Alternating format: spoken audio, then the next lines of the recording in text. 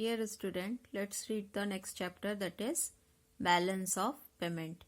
We have to learn about the two words first. First one is balance of trade and second one is balance of payment, which one basically our chapter's topic. So difference between import and export taking place between two or more than two countries in a specific time period is known as balance of trade. तो import और export two words है. Balance of payment में ये two words आपको बार बार ध्यान देना पड़ेगा. Import means क्या होता है, जब हम बाहर से विदेशों से फॉरेन कंट्रीज से कोई भी चीज ला रहे हैं उसको इम्पोर्ट कहते हैं. और एक्सपोर्ट यानी क्या होता है, जब हमारे देश से अदर कंट्रीज में गुड्स और सर्विसेज भेजी जाती हैं उसको एक्सपोर्ट कहते हैं. तो जो इम्पोर्ट और एक्सपोर्ट है उसका जो डिफरेंस होता है बिटवीन टू और more countries is known as balance of trade. According to Benham, balance of trade of a country express the relation between its import and export found in a specific time period. When import and export of a country are equal to each other, its balance of trade will be considered to be in equilibrium. तो जब import और export किसी भी country का equal हो तो ये equilibrium condition कहलाती है. लेकिन प्रैक्टिस में इस तरह की कंडीशन पॉसिबल नहीं है. तो किसी भी कंट्री के लिए या तो इंपोर्ट ग्रेटर रहेगा या हायर एक्सपोर्ट की कंडीशन रहती है. When import is greater than export we call it an unfavourable balance of trade. यानी जहां पे क्या ज्यादा है, इंपोर्ट ज्यादा है, हम विदेशों से चीजें ज्यादा बुलवा रहे हैं और एक्सपोर्ट हमारा कम है, तो देश के लिए वो अनफेवरेबल बैलेंस ऑफ ट्रेड है. और उसके कॉन्ट्रेयर में अगर हम कहें कि हमारा एक्सपोर्ट ज़्यादा है इंपोर्ट से, तो देश के लिए फेवरेबल बैलेंस ऑफ ट्रेड की कंडीशन कही जाएगी. तो यहाँ पे ध्यान रखना है कि इसमें केवल विजिबल आइटम्स को ही इंक्लूड किया जाएगा. हम लोग आगे इसमें लिस्ट देखेंगे विजिबल आइटम, इनविजिबल आइटम्स के बारे में. Next one is meaning of balance of payment, जो हमारे चैप्टर का नेम है. तो balance of payment is a brief description of entire international transaction carried out by a country in a specific time period. तो दोनों में difference क्या हुआ, यहाँ पे इंपोर्ट एंड एक्सपोर्ट को ही लिया गया था बिटवीन टू कंट्री और मोर कंट्री. लेकिन बैलेंस ऑफ पेमेंट में क्या है कि जो भी इंटरनेशनल ट्रांजैक्शन किए जा रहे हैं उसकी एंट्री की जाती है बैलेंस ऑफ पेमेंट में. According to International Monetary Fund, the balance of payment for a given period is defined as a systematic record of all economic transaction during the period between residents of the reporting countries. तो ये basic difference है. सारे international transaction balance of payment में include किए जाते हैं. Let's check the difference between balance of payment and balance of trade. तो first is only visible items of import and export are included in balance of trade. Means जैसे port में जिनका account किया जा सकता है, जैसे गुड सर्विसेज इंक्लूड किए जाते हैं, सामने से दिखाए जाते हैं. लेकिन invisible items are also included in balance of payment. This implies that those goods which are not accounted for on the ports are also included in it, such as insurance expenses, bank fee, capital, interest, transfer services, experts, etc. Next is the concept of balance of payment is a broader concept in comparison to balance of trade. Balance of trade is a component of balance of payment. तो हमें ये ध्यान देना पड़ेगा कि जो balance of trade है ये बैलेंस ऑफ पेमेंट का ही एक हिस्सा है। Balance of payment is more significant then balance of trade for economic condition of a country. तो बैलेंस ऑफ पेमेंट जो है वो हमारे देश की इकोनॉमिक कंडीशन को ज्यादा अच्छे से शो करता है। बैलेंस ऑफ ट्रेड में बी फेवरेबल और unfavourable, but balance of payment is always in equilibrium. ये बहुत ही इम्पोर्टेंट क्वेश्चन है कि बैलेंस ऑफ पेमेंट हमेशा इक्विलिब्रियम कंडीशन में क्यों रहता है। अभी हमने ऊपर पढ़ा था कि बैलेंस ऑफ ट्रेड फेवरेबल या अनफेवरेबल हो सकता है, इंपोर्ट और एक्सपोर्ट कंडीशन को देख के हम कर सकते हैं, लेकिन बैलेंस ऑफ पेमेंट हमेशा ही बैलेंस रहता है या इक्विलिब्रियम रहता है। क्यों? The reason being that the extent of amount to which of payment is unfavorable is shown in the form of debt in the account and thus equilibrium is established in it। तो जब भी unfavourable condition आती है तो डेप्ट form में account में इसको show कर दिया जाता है और इस तरीके से जो बैलेंस ऑफ पेमेंट है हमेशा ही बैलेंस ही शो होता है। नेक्स्ट वन इज स्ट्रक्चर और items of a balance of payment. तो ये 2 पार्ट्स में डिवाइड होता है, एक होता है करंट अकाउंट और एक होता है capital account. There are visible item of import and export of goods and services only in current account of balance of payment and all other items are called as invisible items. तो आप ये इस तरीके से देख सकते हो structure of balance of payment, जिसमें अकाउंट्स और आइटम दिया हुआ है, करंट आइटम्स दिए हुए हैं इस तरीके से, और नेक्स्ट पेज पे और भी बाकी जो बचे हुए हैं उनको दिखाया गया है। तो नेक्स्ट पेज पे ये कैपिटल अकाउंट को शो किया गया है। इस तरीके से बैलेंस ऑफ पेमेंट की शीट बनती है। तो बैलेंस ऑफ अकाउंट के जो फैक्टर्स हैं उनको अब हम स्टडी करेंगे। फर्स्ट है उसमें करंट अकाउंट। करंट अकाउंट में जो आइटम्स इंक्लूड किए जाते हैं उसमें सबसे पहले है गुड्स और इंपोर्ट और एक्सपोर्ट। तो जो भी goods which are exported from the country are shown on credit side and imports are shown on debit side. This item are known as visible trade. This item affects balance of payment in a significant manner. Import and export of a good and services also take place on government level such as state trading corporation, or it can be placed by businessmen of a private sector। तो goods and services, तो यहाँ पे credit side पे किसको show किया जाएगा? Export के लिए, और इंपोर्ट को शो किया जाएगा डेबिट साइड में। ये पॉइंट्स आपको ध्यान रखना इसलिए भी जरूरी है क्योंकि ये चीजें पूछा जाता है कि ये किसमें लिया जाएगा, करंट अकाउंट में लिया जाएगा कि कैपिटल अकाउंट में लिया जाएगा, किसको डेबिट साइड में रखेंगे और किसको क्रेडिट साइड में रखेंगे। नेक्स्ट है फॉरेन ट्रेवल्स।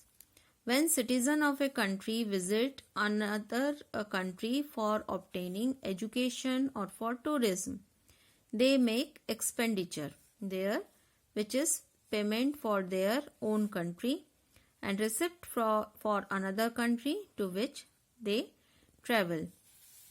तो फॉरेन ट्रैवल जो करते हैं, अगर हमारे देश से लोग बाहर जा रहे हैं एजुकेशन के लिए या टूरिज्म के लिए, तो इस कंडीशन में हमारे देश के लिए वो क्या हो जाएगा? एक्सपेंडिचर। लेकिन बाहर के देश से हमारे यहाँ पे लोग टूरिज्म या एजुकेशन के लिए आ रहे हैं तो उस कंडीशन में हमारे लिए वो रिसिप्ट की कंडीशन होगी। इसी तरीके से transportation companies of a country provide transport services when company carry passenger और goods from one country to another country. They obtain income from this and these are receipt for the country. On the contrary, the amounts are payment for balance of payment of that country from which companies receives payment.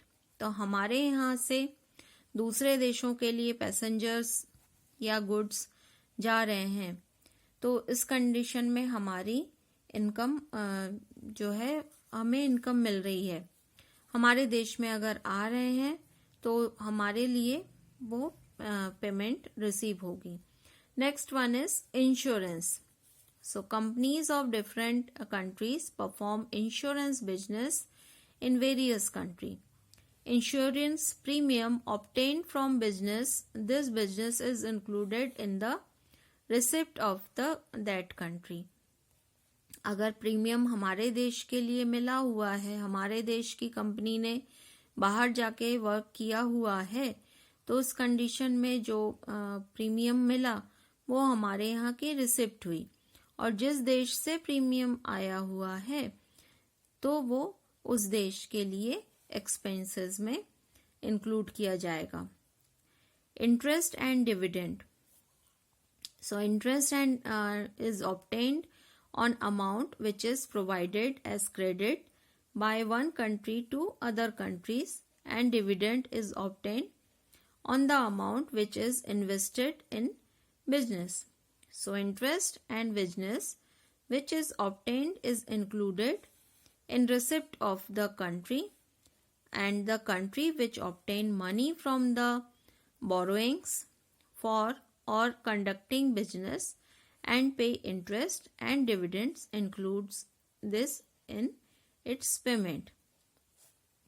तो जिस country ने पहले पैसा दिया हुआ था तो उसको इंटरेस्ट मिलेगा, तो उस कंट्री के लिए वो इनकम रहेगी, और जिस कंट्री ने पैसा उधार लिया हुआ था वो बदले में अब इंटरेस्ट चुका रहा है, उसके लिए वो पेमेंट की तरफ चला जाता है। अगला देखिए miscellaneous services. Apart from foreign travel, transportation, insurance, various miscellaneous services are also included in balance of payment. Major among these are salaries, allowances obtained by experts of a country from another country, are receipt for that country, while the country which pays these salaries and allowances included in them their payments. Money is spent by student of one country in another country. Amount is included in receipt of the country to which they travel and included in the payment of their native country. Same way, expenditure on business or political delegates a country visiting another country is included in payments for their native country and in receipt of the country which they travel. तो simple सी बात आप समझें, अगर हम भारत से England में जा रहे हैं, ये ऊपर हमने जितने भी पर्पस देखे हुए हैं, हम भारत से मान लीजिए इंग्लैंड जा रहे हैं, तो इस कंडीशन में हम खर्च कहाँ पे करेंगे? इंग्लैंड में कर रहे हैं, तो इंग्लैंड के लोगों के लिए वो क्या हो जाएगी? इनकम हो जाएगी, और भारत के लिए वो एक्सपेंडिचर में इंक्लूड की जाएगी। अगर इंग्लैंड से हमारे देश में कोई आ रहा है, मान लीजिए टूरिज्म के लिए आ रहा है, तो इस कंडीशन में वहाँ के लिए इंग्लैंड के लिए वो एक्सपेंसेस होगा, और हमारे लिए इनकम वाले कॉलम में उसको लिखा जाएगा। नेक्स्ट है ट्रांसफर पेमेंट।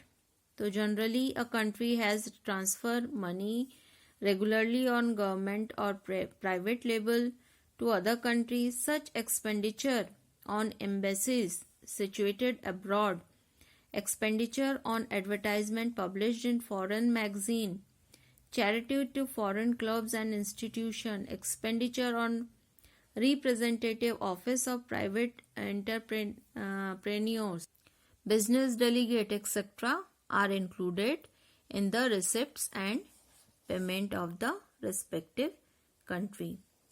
तो जो भी एम्बेसीज वगैरह के जो खर्च होते हैं, तो वो जिस देश को मिला उसके लिए इनकम, और जिस देश के लिए गया उसके एक्सपेंडिचर अकाउंट में जाता है। Errors and omissions. Apart from the above items, if any income और expenditure is omitted from being added due to an error, it is included in the omission and sum total of received payment of current account is obtained. This difference is balance of payment of current account. तो अगर कुछ छूट जाता है या omit हो जाता है उसको भी इनमें इंक्लूड कर लिया जाता है, करंट अकाउंट में इंक्लूड किया जाता है. नेक्स्ट जो हेडिंग होती है बैलेंस ऑफ पेमेंट में वो होता है कैपिटल अकाउंट. उसमें फर्स्ट है loans. Generally money from abroad is borrowed for development of public and private sector industries. These borrowings may be from short term or for long term. These form payments of the country which provides borrowing and receipts of the country which receives borrowing. It should be remembered that when these borrowings are paid back they form payments of the country which pay them back and receipt for the country which receive them back. तो loan दिया और loan लिया. भारत ने बांग्लादेश को loan दिया था तो ये प्रोवाइड बोरोइंग्स, तो भारत ने प्रोवाइड किया और बांग्लादेश ने रिसीव किया. अब जब वापस होगा, जब ये लोन वापस करेंगे तो इस कंडीशन में क्या हो जाएगा कि they form payments for the country which pay them back and receipt for the country which receive them back. इसी तरीके से investment. A country encourages investment from other countries in order to make its balance of payment favorable or for development object. This capital investment form a part of receipt of the country which obtain capital and it forms a part of payment of a country which invest capital. Third one is banking. So banks usually sell and purchase advanced securities in their countries and sometimes they perform arbitrage transaction for the sake of earning profits. Entries associated with these transactions are also included in receipts and payments of the respective country. तो banks जो भी cell और purchase करती है securities का, उनको भी receipt और पेमेंट वाले कॉलम में ट्रांजैक्शन किया जाता है. इसके बाद है गोल्ड. Very important point. ये किस में आ रहा है गोल्ड? कैपिटल अकाउंट में.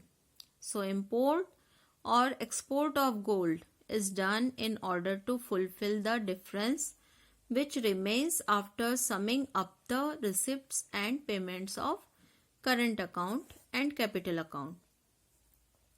At present, due to absence of gold reserve, equilibrium is established in the balance of payment by obtaining debt investment capital from abroad. After showing these payments or receipts, equilibrium is finally established in balance of payment. तो पहले जो है gold के through he balance of payment को balance किया जाता था, लेकिन आज के समय इसकी एब्सेंस है. इसकी जगह पे इक्विलिब्रियम हम पेमेंट्स को डेबिट या क्रेडिट पार्ट में शो करके बैलेंस कर लेते हैं. तो ये स्ट्रक्चर दिया हुआ है, आप देख सकते हो. Structure of balance of payment. Current account जो अभी हमने सारे पॉइंट्स पढ़े हुए हैं वो सभी हैं. यहाँ पे दिया हुआ है import export of good, personal account, government account. यहाँ पे रिसिप्ट्स क्रेडिट में शो की गई है. पेमेंट्स जो भी कंट्री करती है वो डेबिट में आएगी. इन दोनों के बीच का डिफरेंस यहाँ पे लिखा जाता है. तो करंट अकाउंट के जो फैक्टर्स हैं, इंग्रेडिएंट्स है, वो क्या हैं? Import exports of goods, foreign travel, transportation, insurance, interest and dividend, miscellaneous. Transfer payment में गवर्नमेंट और प्राइवेट सेक्टर दोनों के अलग अलग दिए हुए हैं. और errors and omissions. Next part जो होता है वो कैपिटल अकाउंट होता है. उसमें private loans, long term short term वाले, बैंकिंग सेक्टर, गवर्नमेंट सेक्टर के भी लोन्स और लोन पेमेंट, गोल्ड और एरर एंड ओमिशन. और इनके बीच में जो पेमेंट है और रिसिप्ट है उनका कॉलम, साथ ही डिफरेंस का कॉलम, और फिर इनको बैलेंस कर दिया जाता है। तो ये सारे जो चीजें हैं आपके बैलेंस ऑफ पेमेंट में चार्ट में शो की गई हैं। इनको आपको अच्छे से समझना है क्योंकि इन्हीं में से क्वेश्चन आते हैं। जैसे ये कैपिटल अकाउंट में गोल्ड किस में शो किया जाएगा, कैपिटल अकाउंट में या करंट अकाउंट में, तो उसको कैसे बताना पड़ेगा हमें कि ये कैपिटल अकाउंट में शो किया जाता है।